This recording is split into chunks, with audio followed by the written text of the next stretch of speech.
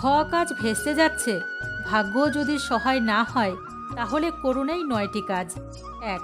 শনিবারে নখে তেল লাগানো শুরু করুন। শনিবারে স্নানের পর হাত ও পায়ের নখে সরিষার তেল লাগালে সব সমস্যা দূর হবে, কাজেও সাফল্য পাবেন। এটি প্রয়োগ করলে সকল বাধা বিপত্তি দূর হয় এবং প্রতিটি কাজে সাফল্য অর্জিত হয়, আর বিগড়ে যাওয়া কাজগুলোও হয়ে যায়। 2. গোলমরিচের গুঁড়ো ছড়ান। কিছু কালো গোলমরিচের গুঁড়ো ঘরের চৌকাঠের বাইরে ছড়িয়ে দিন এবং তার ওপর পা দিয়ে কাজে বেরিয়ে যান, ফিরে তাকাবেন না। এই উপায়ে না হওয়া কাজ সম্পন্ন হয়। 3. দইয়ের সাথে চিনি মিশিয়ে খান। এমন মনে করা হয় যে শুভ কাজে ঘর থেকে বের হওয়ার আগে দই চিনি মিশিয়ে খেলে শুভ কাজ বাধা বিপত্তি ছাড়াই সম্পন্ন হবে। 4.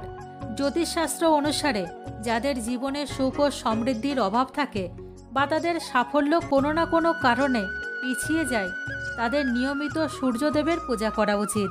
চেষ্টা করা উচিত প্রতিদিন সকালে ঘুম থেকে ওঠার পর স্নান করে একটি পরিষ্কার তামার পাত্রে সূর্যকে জল নিবেদন করা। এতে ভক্তের সকল মনোবাঞ্ছা পূরণ হয় বলে বিশ্বাস করা হয়। 5. ভগবান বিষ্ণুর পূজা করুন। ভগবান বিষ্ণুকে খুশি করতে পারলে সমস্ত বিগড়ে যাওয়া কাজ সম্পন্ন হতে শুরু করবে এবং বৃহস্পতিবার বাসা থেকে বের হওয়ার আগে হলুদ রঙের পোশাক পরুন। এছাড়া আপনার সাথে একটু গুড় ও ছোলা রাখুন এবং পথে কোনো গরুকে খাওয়ান। এই প্রতিকারে আপনার সব বাধা দূরে সরে যাবে। 6. একটি লেবু নিয়ে তাতে 4টি লবঙ্গ পুঁতে দিন এবং ওম শ্রী হনুমতে নমঃ মন্ত্র 108 বার জপ করে লেবু আপনার সাথে রাখুন। আপনার কাজ অবশ্যই সফল হবে। 7. তুলসী পাতা খেয়ে কাজে বেরিয়ে যান। তুলসী পাতা ভগবান বিষ্ণু এবং মাতা লক্ষ্মী উভয়ের কাছেই খুব প্রিয়।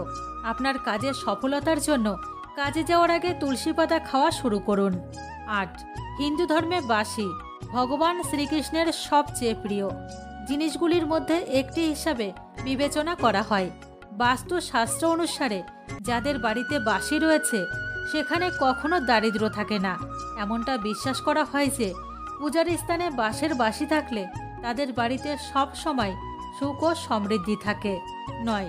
জীবনে কুণ্ডলী দোষ থাকলেও ব্যক্তির সাফল্য বাধাগ্রস্ত হয়। যদি আসন্ন সাফল্য থেমে যায় বা আপনার রাশিতে কোনো ত্রুটি থাকে তা দূর করতে প্রতিদিন তুলসী পূজা করতে হবে। চেষ্টা করুন সকালে স্নান করার পর তুলসী মাতাকে জল অর্পণ করুন এবং সন্ধ্যায় প্রদীপ জ্বালান।